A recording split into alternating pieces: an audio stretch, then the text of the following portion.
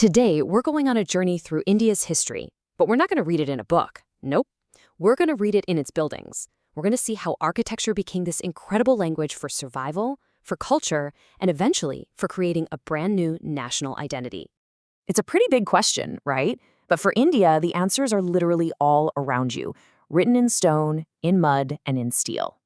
From these ancient techniques built for just pure survival, all the way to modern masterpieces that shout to the world, "We've arrived," architecture is just this powerful, powerful story. So first up, let's go way back to the roots. We're going to look at a style that's often called architecture without architects, which sounds kind of crazy, but it's where the real genius of design came directly from the people and the land itself. So what in the world is vernacular architecture? Well, you can think of it as the ultimate local solution. It's all about communities using what's right there, mud, stone, wood, to build homes that are perfectly in tune with their environment. This is design that's completely organic, born from the land, and sustainable by its very nature. I just love this phrase. It really hits the nail on the head, doesn't it? This isn't about some single famous designer's grand vision. No, this is about generations of shared wisdom passed down and tweaked and perfected over time to create buildings that just work. And believe me, these designs were not just for looks. They were a direct response to a massive challenge. India's climate is incredibly diverse and, let's be honest, incredibly harsh. We're talking scorching heat, torrential monsoons, even earthquakes. So vernacular design was, first and foremost, a brilliant strategy for survival. And one of the most brilliant solutions you'll see is the central courtyard, or angan. Seriously, think of it like a natural air conditioner.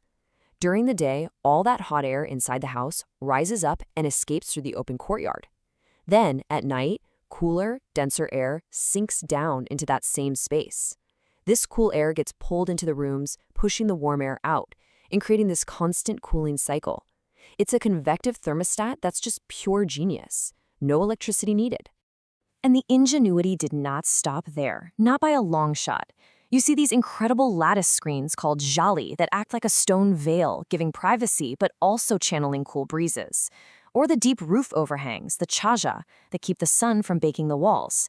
And the designs adapted to each region, from the round earthquake-proof Bhunga houses in Kutch to the amazing interlocking stone and wood Kath-Kuni construction you see in the Himalayas. But all this incredible, deep-rooted wisdom was about to face a totally new kind of challenge. After India gained independence in 1947, the country was at a massive turning point. The question wasn't just about surviving the climate anymore, it was about building a nation. So this was the huge question hanging in the air. How do you build for the future? How do you create modern buildings for a modern nation without just copying the West? How do you create an architectural language that looks forward but still honors thousands of years of your own history and wisdom? And stepping up to answer that call was this incredible generation of pioneering architects. They became known as India's modernist masters. And let me tell you, each one of them had a unique and powerful vision for what a modern, independent India could look and feel like. I mean, take Charles Correa, for instance. For him, the most important building material in India wasn't concrete or steel. He said it was the blessing of the sky. What a beautiful idea, right? He brilliantly wove open-to-sky spaces like courtyards and terraces into his modern designs, connecting them right back to India's climate and traditional way of life. Then you have other giants who had different but equally powerful answers. You have B.V. Doshi, who went on to win the Pritzker Prize, which is basically the Nobel Prize of Architecture. He was all about blending modern styles with a deep respect for local culture.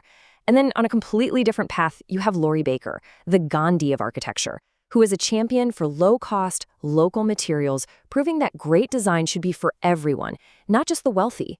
So if we look here, you can really see the different flavors of genius at play. B.V. Doshi with his community-focused Aranya housing.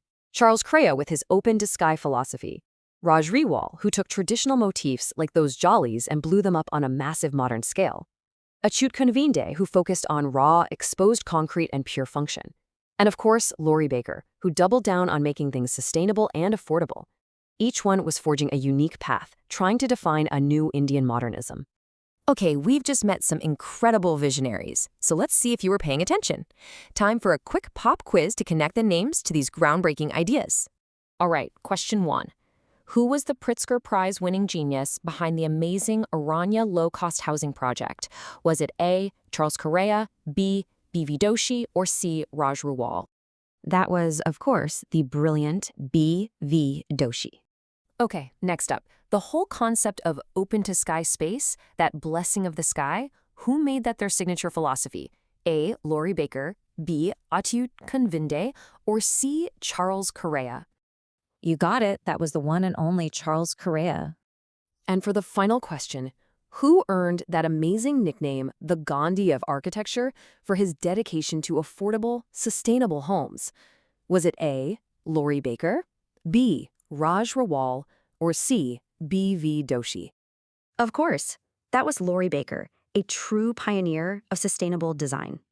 So when you boil it all down, we've really been looking at two powerful forces, right?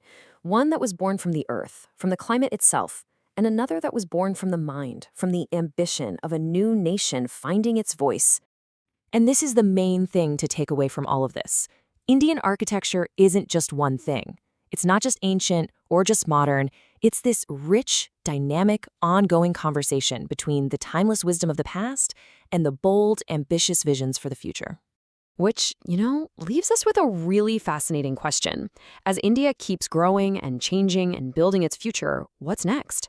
What will this conversation between ancient wisdom and modern ambition create? That next chapter in this incredible architectural story is still being written. Thanks for joining us.